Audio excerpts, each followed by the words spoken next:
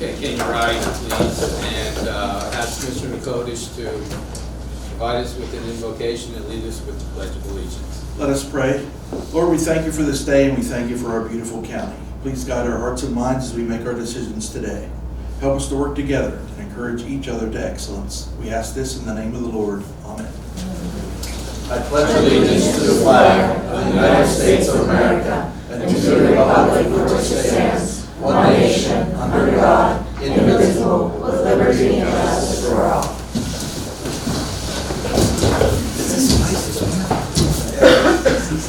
Thank you, Commissioner, and welcome to all the guests here this morning. We'll get to them in a minute.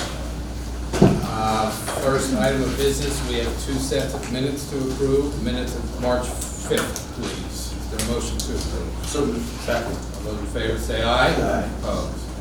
Those minutes are approved. We also had a special county commissioners meeting on March 9th. The minutes are attached. Is there a motion to approve? So moved. Second. Those in favor say aye. Aye. Opposed? Those minutes are approved. Next is the treasurer's report. Treasurer Griffin. Good morning. Morning. Following bills are to be paid pending approval. Accounts payable, a total of $226,311.80. Payroll for the period, $385,407.50. 911 account had 13 checks and 4 EFTs totaling $16,461.41. Children and youth, 22 checks and 90 EFTs for a total of $381,149.43. LEPC account had 3 checks totaling $390.30. Act 137 account, 2 checks totaling $1,200 even. And finally, CDBG account had 1 check for $1,875.40. Thank you. Is there a motion to pay the county's bills? So moved. Second. All those in favor say aye. Aye. Opposed? Okay, county bills are paid. Continue with the treasurer's report. Treasurer's report for the period beginning 3/4 and ending 3/17/2026. The general account had a starting balance of $1,043,729.24. Total debits for the period were $1,919,529.57, giving us an ending balance of $1,273,340.29. And finally, the reserve account has a balance of $4,462,324.35. Is there a motion to approve Treasurer Griffin's treasurer's report? So moved. Second. All those in favor say aye. Aye. Opposed? Okay, the report is approved. Thank you. Meetings and events, my list is given to the chief clerk. I'll point out that I did attend the Ag Preservation meeting yesterday, and more on that in the future. Commissioner Watt My list is also with the chief clerk. and Commissioner Koch. My list is there as well, and I'd also like to welcome Sierra Williams and Aiden Stevens from MCTV here today. Thank you for filming our meeting. Okay, thank you. Is there any public comment for this morning? I don't see any hands come up, so we'll just proceed to new business. First item of new business is the 4-H Week proclamation, which I will read. This is Pennsylvania 4-H Week proclamation. Whereas 4-H is the America's largest youth development organization, supporting nearly 6 million youth across the country. And whereas 4-H has helped 315 youth in Mifflin County to become confident, independent, resilient, and compassionate leaders as they learn by doing. And whereas 4-H in Pennsylvania is delivered by the Penn State Cooperative Extension in rural areas, small towns and cities, in all 67 counties of the Commonwealth, to more than 77,000 youth ages 5 to 18. And whereas 4-H youth in Pennsylvania are served by a network of staff members and more than 6,000 adult volunteers who engage and mentor youth in learning activities and hands-on projects in topics such as animal science, civic engagement, STEM, and health and wellness. whereas Pennsylvania 4-H Week showcases the incredible ways that 4-H inspires kids to achieve and highlights the remarkable 4-H youth in Mifflin County who work each day to make a positive impact on those around them.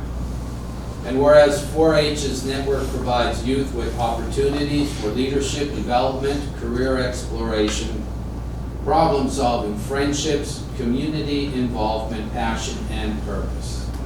Now therefore we do proclaim March 15th to the 21st, 2026 as Pennsylvania 4-H Week throughout Mifflin County, and encourage our citizens to acknowledge and celebrate 4-H for its valuable service and continued efforts to empower youth with the foundation of success for a lifetime. Commissioners Postal, Kodesh, and Wise. A motion to approve the proclamation. So moved. Second. All those in favor say aye. Aye. Opposed? That motion carried. We have a group here this morning. Before you go out for a photo, Ms. Spickler, would you like to say something or? Okay.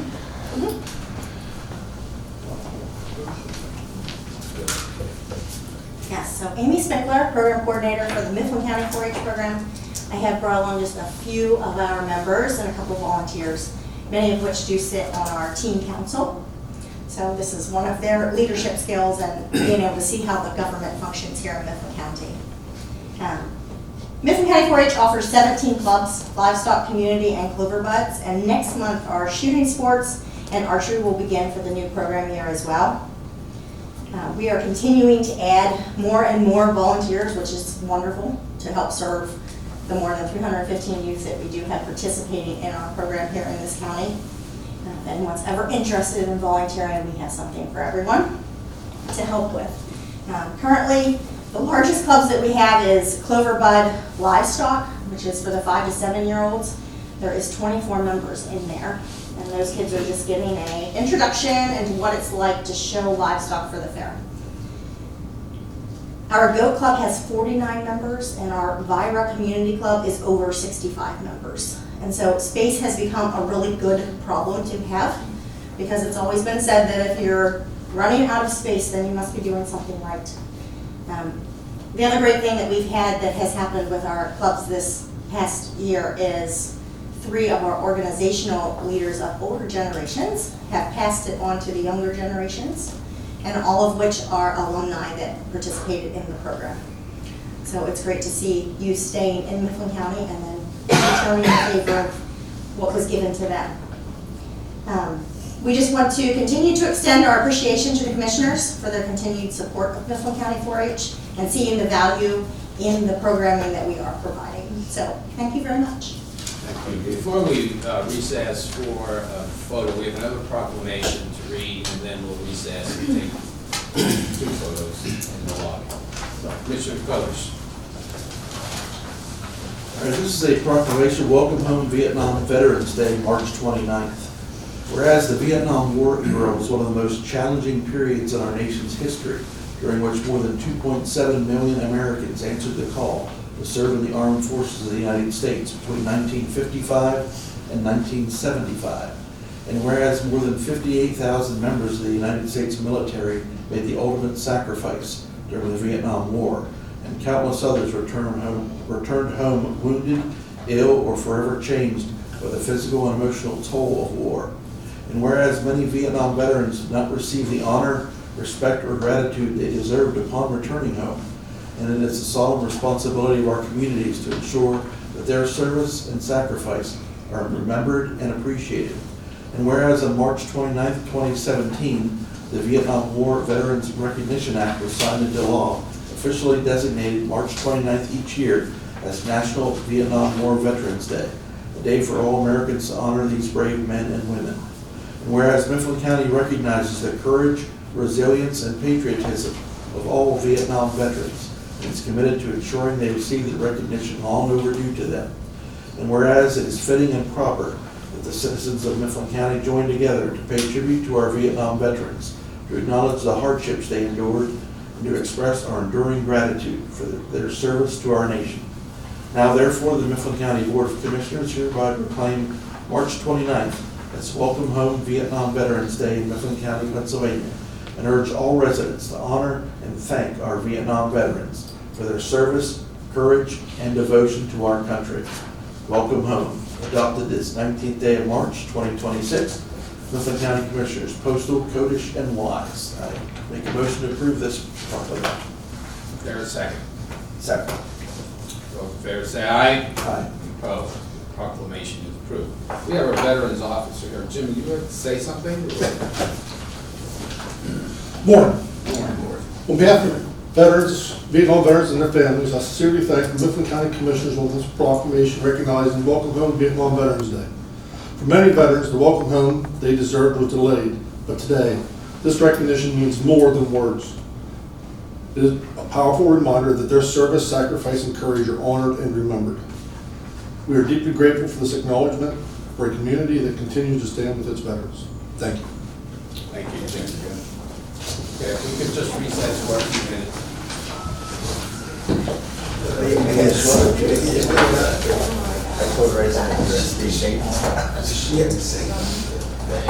Okay, thank you. We'll continue. And those 4-H people will be touring the courthouse after this meeting.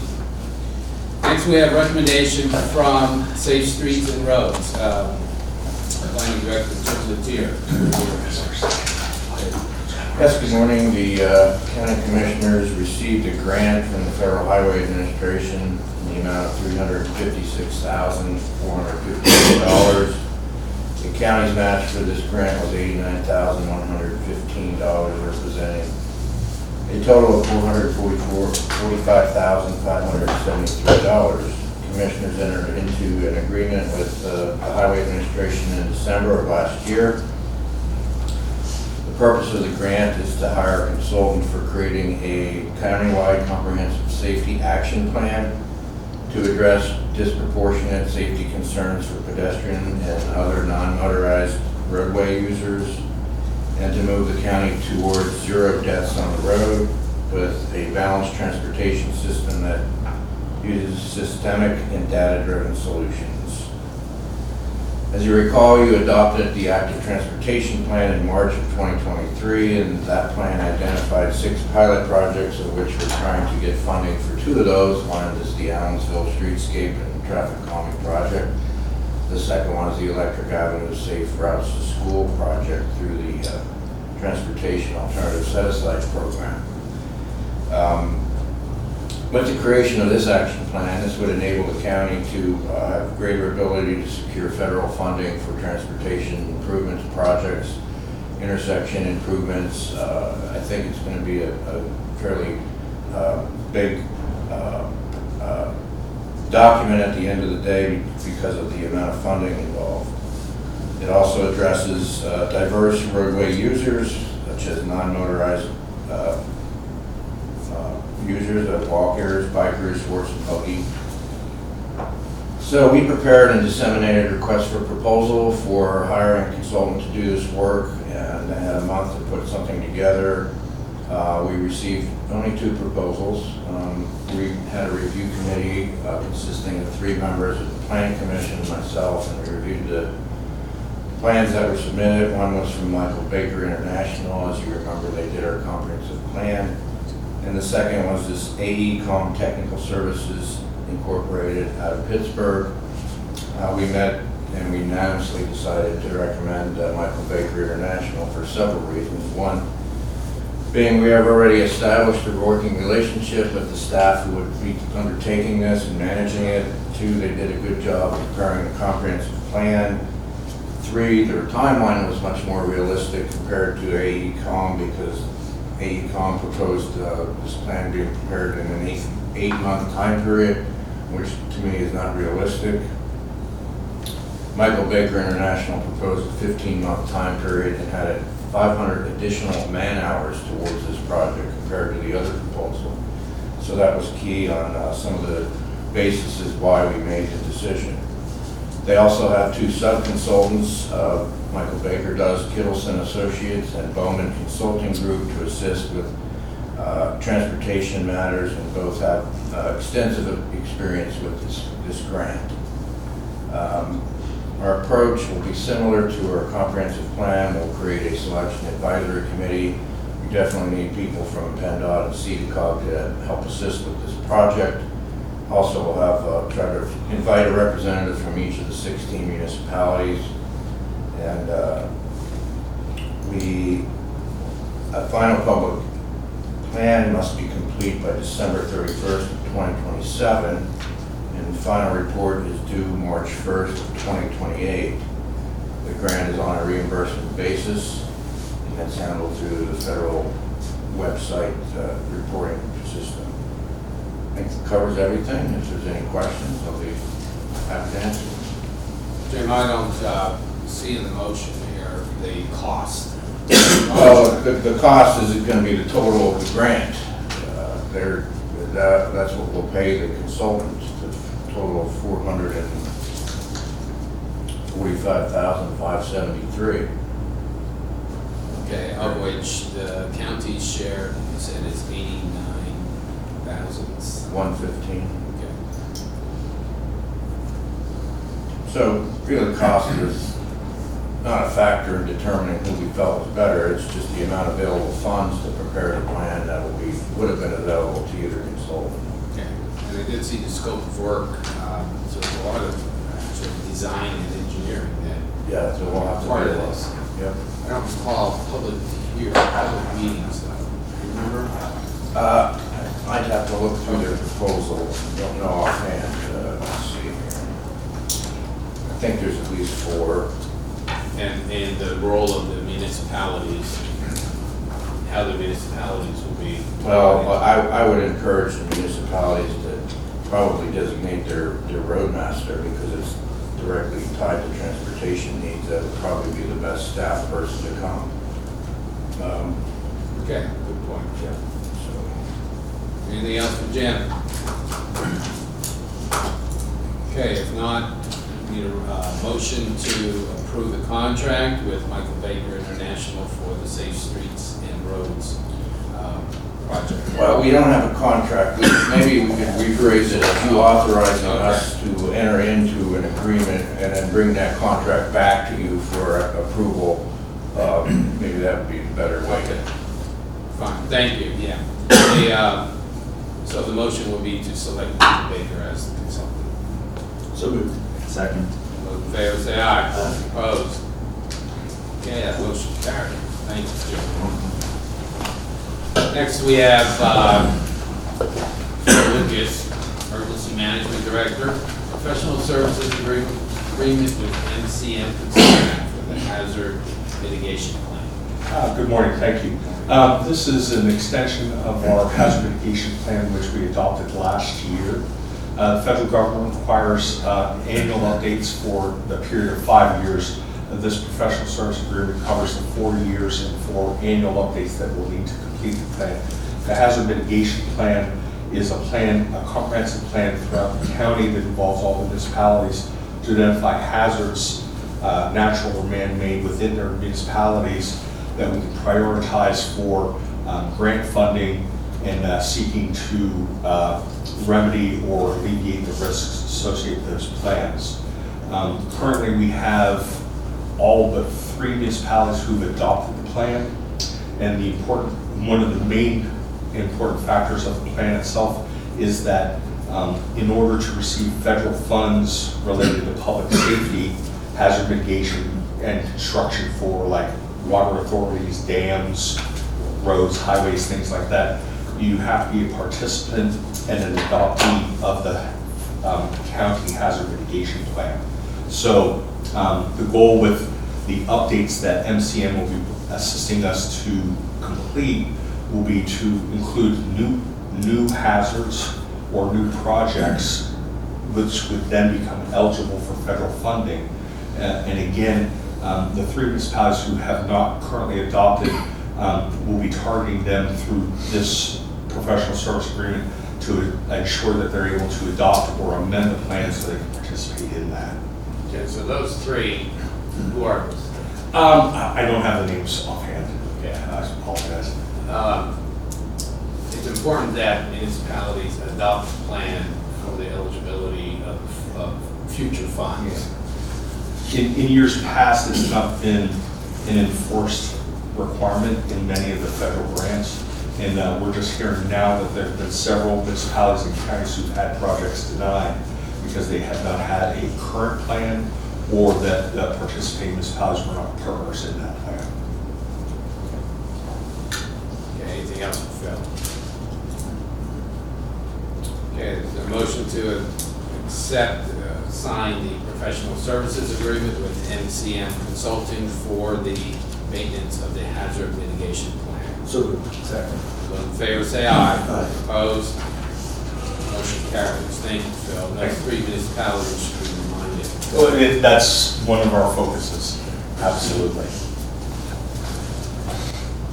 State opioid response grant, Melissa Stewart.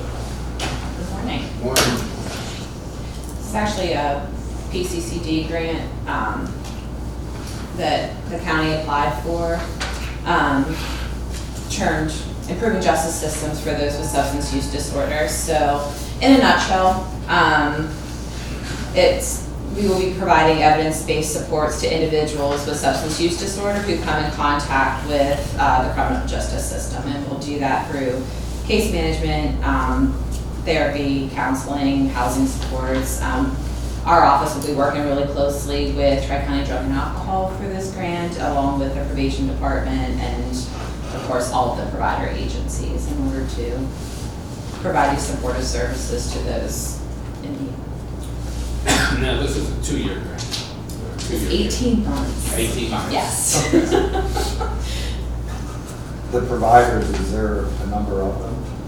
There's a handful, so that stuff will go through Tri-County Drug and Alcohol so assessments will be done by their case managers to identify somebody as substance use disorder, and then as far as any kind of payment for different treatments, that'll go through the SCA. So we'll be working closely on that to make sure that those people are getting those services they need.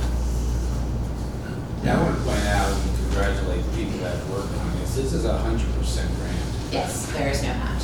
There is no county match. It's $464,207. And as Melissa pointed out, it is to reimburse the county for some staff at probation and Yes. food services. Correct. And also to provide services to those that are needed. So it's very good, 100%. You don't see too many of these, so thank you. Any other questions for Melissa? If not, is there a motion to accept and sign the contracts? So moved. Second. Those in favor say aye. Aye. Opposed? Okay, thank you. Next F, this is an amendment to the sub-recipient agreement with the Mifflin County Industrial Development Corporation. This is for raising specific buildings at the MCIDC plaza. What we are doing is extending the time for the termination date from December 31st, 2025, which is passed, to December 31st, 2026. There are no other changes in that agreement. Again, we're just extending the date to the end of this year.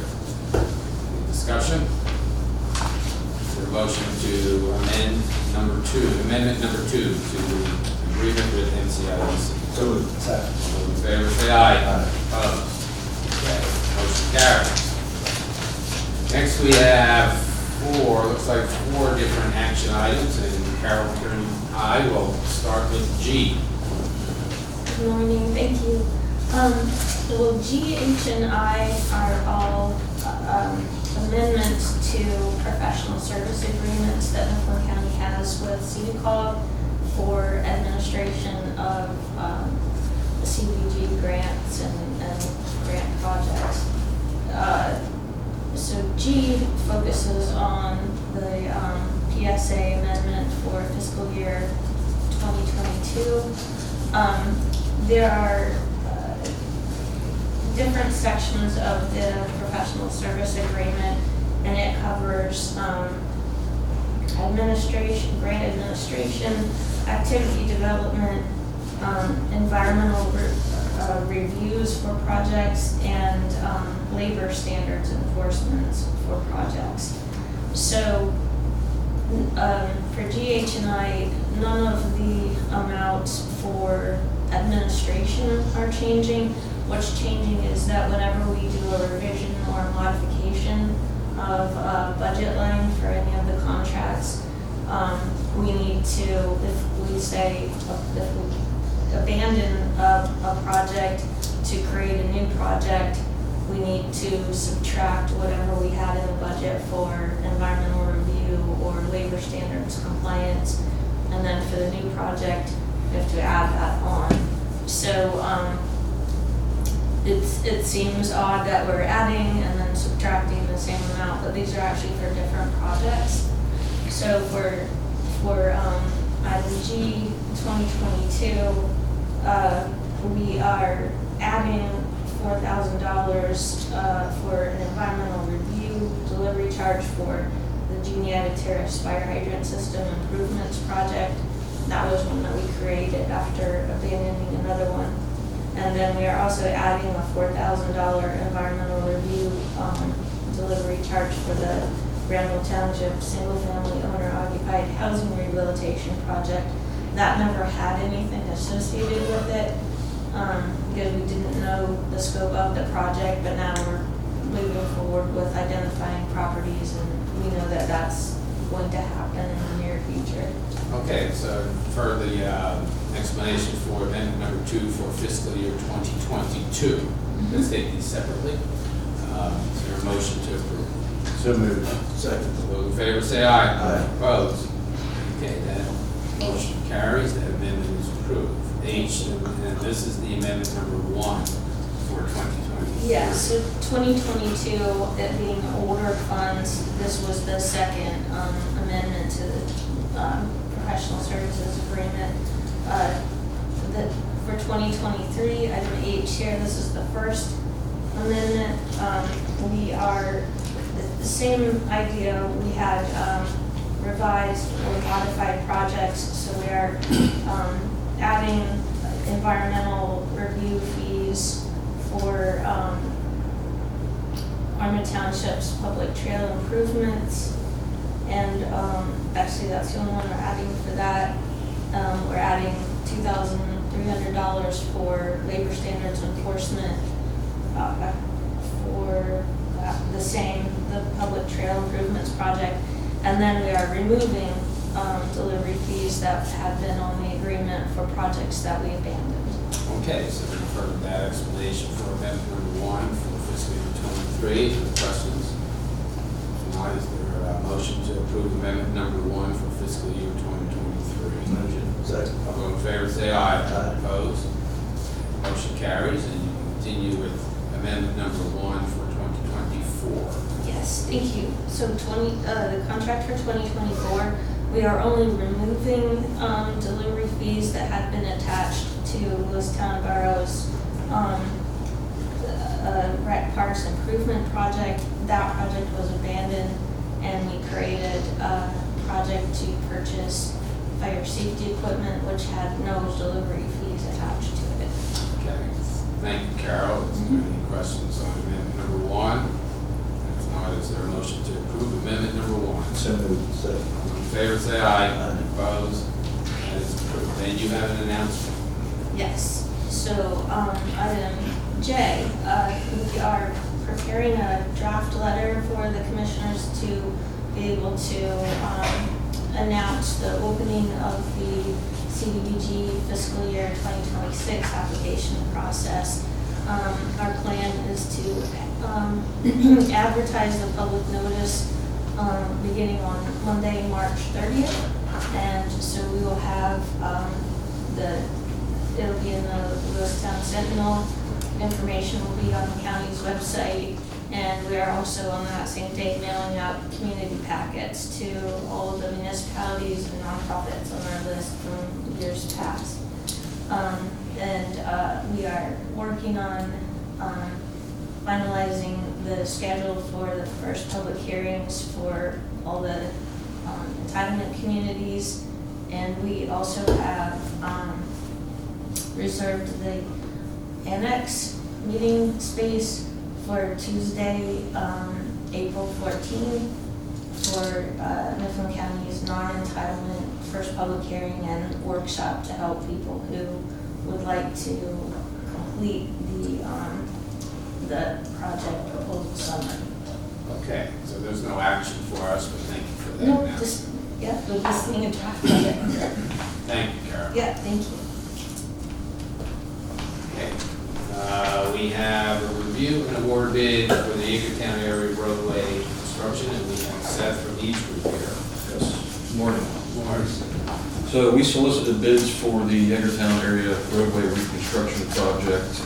We went through with the township manager and their roadmaster. The base bid includes all the items that were high priority on their punch list for the First, Second, Third, and Fourth Streets.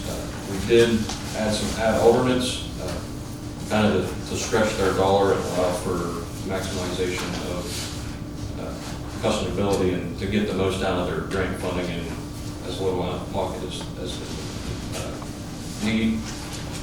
They have elected to award the base bid and all add alternates to Granis Brothers Stone and Asphalt for the amount of $341,682.00.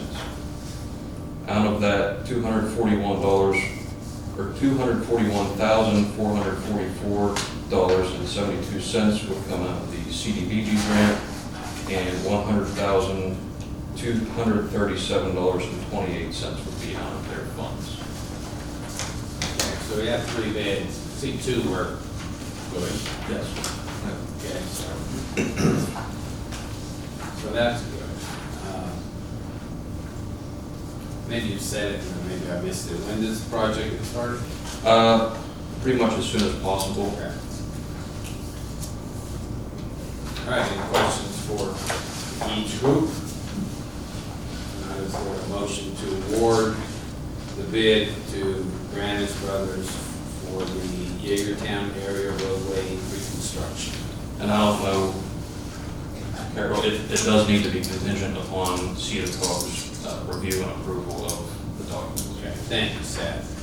The motion the award will be contingent upon approval of the bid documents. Okay, the motion to approve. So moved. Second. All in favor, say aye. Opposed? Motion is adopted. We have 7 personnel items to consider. We have the resignation of Zoe Johnson from Children and Youth Caseworker. We have the resignation of Emily Marks from LPN at the Correctional Facility. We have the resignation of Jill Ryan from LPN at the Correctional Facility. The hiring of Lauren Wyken from Case Coordinator 2. The hiring of Colton Fleming for part-time Corrections Officer. The hiring of Marie Lanciano for Case Coordinator 2. And we have the retirement of Lena Corson, a longtime janitor at the county, effective May 27th. Motion to approve these 7 personnel items. So moved. Second. In favor, say aye. Aye. Opposed? Motion carries. Our agenda is complete, and this meeting is adjourned.